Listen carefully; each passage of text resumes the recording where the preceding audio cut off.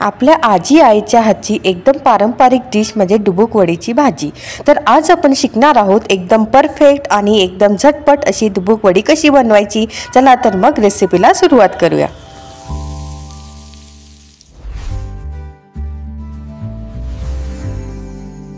नमस्कार मंडळी, आज आपण काय बनवत आहोत? डुबुक वडी। तर डुबुक वडी बनवण्यासाठी आपल्याला साहित्य काय काय लागत आहे ते आता बघून घेऊया आपण।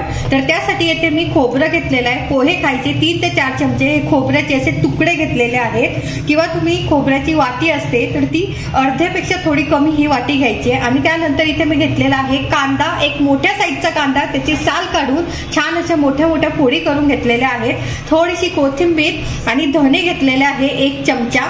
इथे बघा हे आलं आणि लसणाच्या 5 ते 6 अशा पाकड्या आहेत, पण इथे काही छोट्या आहेत म्हणून मी थोडेसे जास्त घेतलेले आहेत। आणि आलं घेतलंय एक अर्धा इंच। आता हे सर्व साहित्य आता आपण भाजून घेऊया। आता सगळ्यात आधी आपण काय करायचंय, कांदा आपण भाजून घेऊया। तवा छान गरम झालेला आहे आणि गरम तव्यावरती हा कांदा आपण छान मस्त फोडी केलेला कांदा यावरती घालायचा आहे। आणि यावरती आपल्याला पोहे खायचा 1 चमचा आपण या कांद्यावरती घालून घ्यायचा। म्हणजे का घालायचा की आपला कांदा जो आहे तो छान असा परतला जातो तेलात आणि भाजला सुद्धा जातो आणि भाजीला टेस्ट खूप छान येते। त्यामुळे आपण हे तेल घालायचं आहे भाजताना। हे बघा मस्तपैकी आपला कांदा हा भाजून झालेला आहे। आता आपण एका प्लेटमध्ये हा काढून घेऊया। आता हे बघा, आता कांदा भाजून झालाय। आता आपल्याला खोबरं भाजून घ्यायचंय। खोबरं सुद्धा आपल्याला छान असं भाजून घ्यायचंय। खूप असं काळसर करू नका, थोडंसं असं लालसर झालं की आपण हे एका प्लेटमध्ये काढून घ्यायचं आहे। हे बघा खोबरं छान भाजून झालंय, एका प्लेटमध्ये आता आपण काढून घेऊया। हे बघा आता आपण 1 चमचा धने घेतले, ते सुद्धा आपल्याला भाजून घ्यायचे। आता हे बघा सर्व वस्तू आता आपण भाजून घेतल्या आहेत। आता आपल्याला हे मिक्सरला छान सर्व वस्तू बारीक वाटून घ्यायच्या आहेत। पण वाटत असताना एक काळजी घ्यायची आहे की सगळ्यात आधी आपल्याला हे खोबरं जे आहे ते आपल्याला सगळ्यात आधी खोबरं तुम्ही बारीक वाटून घ्या आणि त्यानंतर यामध्ये कांदा, आलं, लसूण बाकीच्या गोष्टी घालून बारीक वाटून घ्यायचे आणि कमीत कमी पाणी वापरून आपल्याला हे बारीक वाटायचं आहे। हे बघा इथे मस्तपैकी आता मसाला छान बारीक वाटून तयार झालेला आहे। आता इथे मी कढई ठेवली आहे, कढईमध्ये तेल छान गरम झालेलं आहे। आता या गरम तेलामध्ये आपण काय करायचंय, सगळ्यात आधी आपल्याला तेजपत्ता घालायचा आहे। तेजपत्ता घातल्यानंतर आता आपण यामध्ये लगेचच आपल्याला हा बारीक केलेला मसाला जो आहे तो आपण यामध्ये सोडून घ्यायचा आहे। आता मसाला आपला घालून झालाय, तर सगळ्यात आधी आपल्याला अर्धा चमचा इथे मी हळद घातलेली आहे। आणि आता इथे मी हे बघा छान असं तिखट घेतलेलं आहे, गावरान असं हे तिखट आहे। तुम्ही घरी केलेलं तिखट तुमच्याकडे असेल तर ते सुद्धा तुम्ही घेऊ शकता। इथे मी पोहे खायचे 2 ते 3 चमचे घेतलेला आहे। हे माझं कमी तिखट मीडियम आहे, त्यामुळे तुम्ही तिखट जसं खाल त्याप्रमाणे तिखट तुम्ही कमी जास्त ऍडजस्ट करायचं आहे। आणि आता हे सर्व आपल्याला छान मिक्स करायचं आहे। मस्तपैकी या मसाल्याला आपल्याला तेल सुटेपर्यंत आपण हा मसाला छान याला परतून घ्यायचा आहे। आणि परतण्यासाठी याला आपल्याला 3 ते 4 मिनिटं लागतात। हे बघा मस्तपैकी आपला मसाला हा कलसला गेलेला आहे, 4 ते 5 मिनिटं लागले याला। आता हे बघा इथे मिक्सरच्या भांड्याला थोडा मसाला लागलेला होता, तर मी काय केलं त्यातच पाणी घातलं आणि आता हे पाणी आपण यामध्ये घालून घ्यायचंय। म्हणजे काय होतं की जे पाणी आहे ना ते आपला मसाला तो वाया जात नाही। आणि हे बघा मस्तपैकी आता हे छान मिक्स करायचंय आणि याला अजून 1 ते 2 मिनिटं आपण शिजून घेऊया। आणि एक लक्षात ठेवा, ज्या वेळेला आपल्याला असं चमचमीत खायचं आहे, घरात भाजी नाहीये किंवा मटणाच्या ऐवजी जे व्हेजिटेरियन आहे त्यांच्यासाठी हा चांगला ऑप्शन आहे। मटणाच्या ऐवजी ही भाजी तुम्ही जर केली तर एकदम मस्त अशी टेस्ट येते। तुम्ही नक्की करा आणि मला कमेंटमध्ये सांगा की ही भाजी कशी झाली। आणि छान अशी चमचमीत अशी खायची इच्छा झाली ना तर तुम्ही ही डुबुक वडी ही जी भाजी आहे ती नक्की करा। खानदेशमध्ये ही स्पेशल बनवली जाते। आता हे बघा 2 मिनिटं झालेले आहेत। आता इथे मी 1 चमचा गरम मसाला घातलेला आहे। तुम्ही कुठल्याही कंपनीचा गरम मसाला घ्या। आता तुम्हाला इथे गरम मसाला जर वापरायचा नसेल तर तुम्ही इथे खडे मसाले, जेव्हा आपण मसाला भाजला त्याच वेळेला तुम्ही मसाला वाटताना त्यामध्ये खडे मसाले सुद्धा तुम्ही वापरू शकता।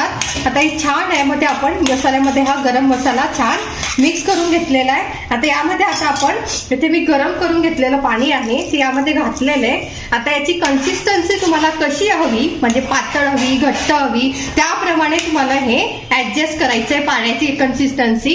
आता इथे मला थोडंसं अजून घट्ट वाटतंय म्हणून यामध्ये हे 1 ग्लास पाणी थोडंसं वर लागलेलं आहे। आता या रसाला आपल्याला छान अशी उकळी आणि यामध्ये आपल्याला मीठ घालायचंय। मीठ घालायला अजिबात नाही, फ्लेम आपल्याला मीडियम ठेवून याला छान उकळी आणायची आहे। आता उकळी येते तोपर्यंत आपण काय करायचंय, इथे मी दुबुक वडीसाठी आपण बॅटर बनवून घेणार आहोत।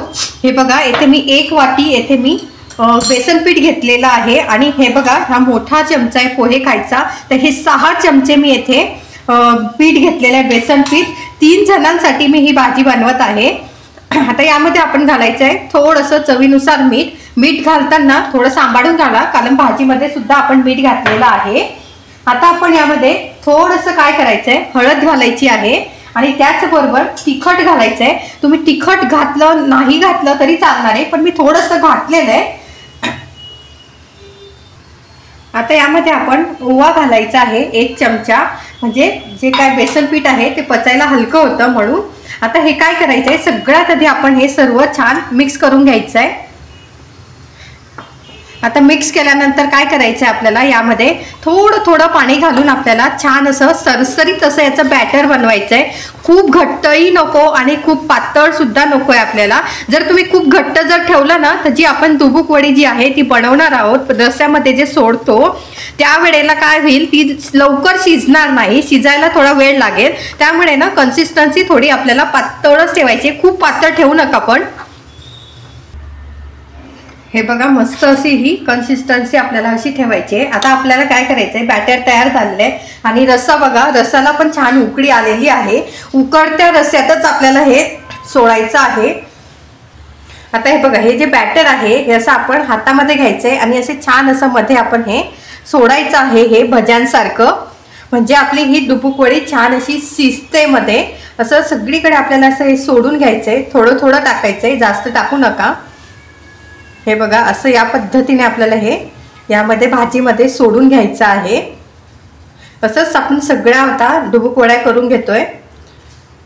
यामध्ये सोडा वगैरे काहीही घातलेलं नाहीये, आपण सोडा घालायची गरजच नाहीये। हे बघा मस्तपैकी आता हे सगळं दुबुक वड्या मी सोडून घेतलेल्या आहेत। आता आपल्याला हे 5 मिनिटासाठी आपल्याला छान असं हे शिजून घ्यायचं आहे। गॅसची फ्लेम आपल्याला मीडियम ठेवून आपल्याला हे छान शिजवायचं आहे आणि त्यानंतर मग आपली भाजी तयार आहे। हे बघा मस्तपैकी आपली भाजी छान शिजून तयार झालेली आहे। 5 ते 6 मिनिटात मस्त शिजलेली आहे। गॅस बंद केलेला आहे आणि आता वरतून आपल्याला भरपूर अशी कोथिंबीर घालायची आहे। तुम्ही बघा काय सुंदर अशी आपली भाजी तयार झालेली आहे। हे बघा मस्तपैकी आपली भाजी तयार झाली आहे। तुम्ही नक्की करून बघा आणि कशी झाली ते मला कमेंट्समध्ये लिहून सांगा। आणि व्हिडिओ आवडला असेल तर लाईक करा, आपल्या मित्रमैत्रिणींना शेअर करा आणि अजून अशा भन्नाट रेसिपींसाठी हर्षलाज रेसिपीजला सबस्क्राईब करा। धन्यवाद। Happy cooking.